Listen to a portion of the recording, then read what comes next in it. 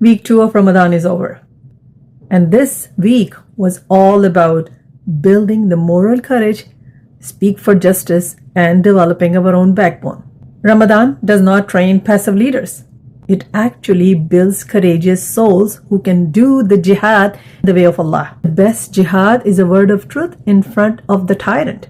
So we have to consistently train ourselves to speak the truth regardless of the situation. We should only be focused on pleasing Allah subhanahu wa ta'ala.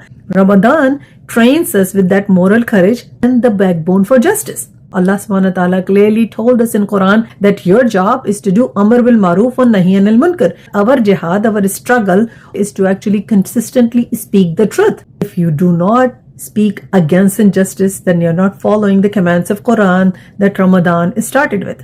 Justice begins at home, with your spouse, with your children, with your colleagues, your neighbors. Everybody should see you as the role model, as the walking, talking form of justice and nothing but justice. Ramadan teaches discipline, and discipline creates strength and not weakness. Most important thing we learn is to ensure fear Allah more than public opinion, because we have to be afraid of the Creator than the creations.